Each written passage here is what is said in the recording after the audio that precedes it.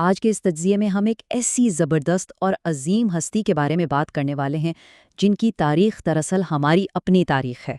جی ہاں، ہم بات کر رہے ہیں حضرت شیس علیہ السلام کی، روئے زمین کے دوسرے نبی، اور وہ ہستی جن کا ہم سب کے وجود میں یعنی انسانیت کی بقا میں ایک ایسا کردار ہے جسے کبھی بھلایا نہیں جا سکتا۔ یہ کوئی عام سی گزری ہوئی کہانی نہیں ہے، بلکہ سچ پوچھیں تو یہ ہم سب کی یعنی آج کی موجودہ انسانی نسل کے آغاز کی وہ حیران کن داستان ہے جسے جاننا ہم سب کے لیے بہت ضروری ہے۔ تو جلدی سے دیکھ لیتے ہیں کہ آج کے سفر میں ہم کن پہلوؤں کا جائزہ لیں گے۔ پہلا، پس منظر اور ابتدائی تعارف۔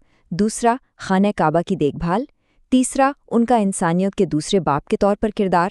اور چوتھا، توحید کی شمع اور ان کا وصال۔ چلیں بنا کسی تاخیر کے اپنے پہلے حصے یعنی پس منظر اور ابتدائی تعارف کی طرف بڑھتے ہیں اور دیکھتے ہیں کہ انسانی بستیوں کا آغاز کیسے ہوا۔ دیکھیں، حضرت آدم علیہ السلام کا دور ایک مضبوط بنیاد تھا جہاں انسانیت کا بیج بویا گیا، لیکن حضرت شیس علیہ السلام کا دور وہ ایک بہت بڑی تبدیلی لے کر آیا۔ تاریخ ہمیں بتاتی ہے کہ حضرت شیس علیہ السلام روئے زمین کے دوسرے نبی مقرر ہوئے، اور ذرا سوچئے، اللہ تعالیٰ نے ان کی رہنمائی کے لیے 50 نئے الہامی صحیفے نازل فرمائے۔ 50! یہ دور صرف عبادات تک محدود نہیں تھا، بلکہ زمین پر جو نئی انسانوں کی بستیاں بن رہی تھیں ان کو ایک باقاعدہ نظام کے تحت لانے کا دور تھا۔ یہ ایک بہت بہت بڑی ذمہ داری تھی جو ان کے کاندھوں پر رکھی گئی۔ اب ذرا آگے بڑھتے ہیں اپنے دوسرے حصے کی طرف جو ان کی ایک انتہائی خاص ذمہ داری یعنی خانہ کعبہ کی دیکھ بھال پر مبنی ہے۔ اب اس سلائیڈ میں جو بات ہے نا وہ واقعی بہت دلچسپ ہے۔ علامہ ابن کثیر کی مشہور کتاب البدایہ والنہایہ کا یہ حوالہ دیکھیں۔ وہ بتاتے ہیں کہ حضرت آدم علیہ السلام کے پردہ فرمانے کے بعد حضرت شیس علیہ السلام نے صرف دنیاوی معاملات ہی نہیں سنبھالے، بلکہ مکہ مکرمہ میں خانہ کعبہ کا سارا انتظام اور عبادات، خاص طور پر حج کے طریقوں کو بالکل اسی تسلسل کے ساتھ جاری رکھا۔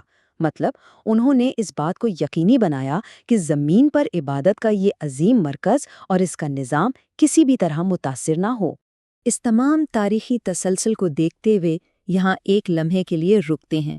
کیا آپ کے ذہن میں کبھی یہ سوال آیا ہے کہ کیا یہ واقعی ممکن ہے کہ آج اس دنیا میں موجود اربوں انسان جو اتنے مختلف براعظموں اور ثقافتوں میں بٹے ہوئے ہیں، وہ سب کے سب دراصل صرف ایک ہی نسل اور ایک ہی شجرے سے تعلق رکھتے ہوں؟ یقین مانیں اس کا جواب آپ کو حیران کر دے گا۔ اور یہی وہ پراسرار سوال ہے جو ہمیں آج کے سب سے حیرت انگیز حصے یعنی انسانیت کے دوسرے باپ کے موضوع کی طرف لے جاتا ہے۔ یہ وہ حقیقت ہے جو لفظی طور پر ذہن کو گھما دیتی ہے۔ تاریخ طبری اور ابن کثیر جیسے انتہائی مستند ذرائع ہمیں بتاتے ہیں کہ حضرت آدم علیہ السلام کے جو باقی بچے تھے ان کا نسلی سلسلہ تاریخ کے کسی نہ کسی موڑ پر آ کر بالکل ختم ہو گیا۔ جی ہاں، بالکل ختم ہو گیا۔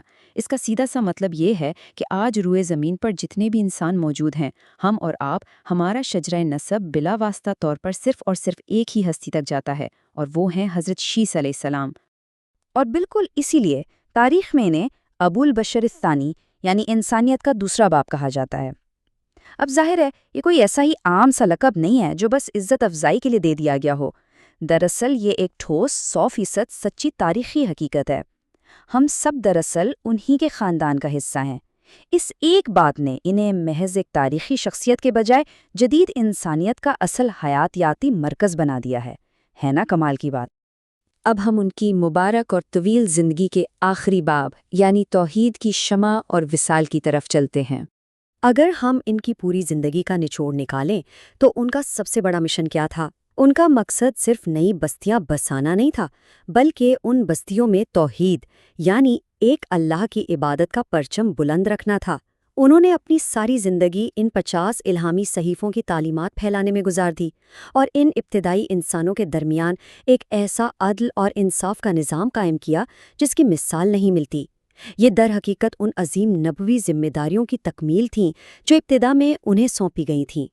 تو یہاں سب سے اہم نقطہ یہ ہے کہ جب ان کا آخری وقت قریب آیا تو انہوں نے کیا کیا؟ انہوں نے اپنی قوم کو ایک انتہائی طاقتور وصیت فرمائی۔ انہوں نے سختی سے ہدایت کی کہ دیکھو، اللہ کے احکام پر ہمیشہ ثابت قدم رہنا ہے، تقویٰ کا دامن کبھی نہیں چھوڑنا، اور سب سے بڑھ کر توحید کی شمع کو کسی بھی قیمت پر بجھنے نہیں دینا۔ ان کی یہ آخری وصیت دراصل اس بات کی پکی ضمانت تھی کہ ان کے جانے کے بعد بھی لوگوں کو سیدھا راستہ ملتا رہے۔ تو پھر اس سارے معلوماتی سفر کا نتیجہ کیا نکلتا ہے؟ یہ ایک ایسا سوال ہے جو ہم سب کو سوچنے پر مجبور کرتا ہے۔ جب یہ بات ثابت ہو چکی کہ بحیثیت انسان ہم سب کی جڑیں ایک ہی ہیں، ہم سب حضرت شیس علیہ السلام کی اولاد ہیں، تو آج کے اس جدید دور میں ہمارے آپس کے رنگ، نسل اور ذات پات کے اختلافات کتنے بے معنی لگتے ہیں، ہے نا؟ ہمیں واقعی اس بات پر غور کرنا چاہیے کہ توحید، عدل اور ہماری یہ مشترکہ شروعات ہمارے آج اور آنے والے کل کو کس حد تک بہتر بنا سکتی ہیں۔ کیا ہم اپنے اس عظیم ورثے کو آج کے دور میں زندہ رکھے ہوئے ہیں؟ یہ وہ سوال ہے جس کا جواب ہمیں خود تلاش کرنا ہے۔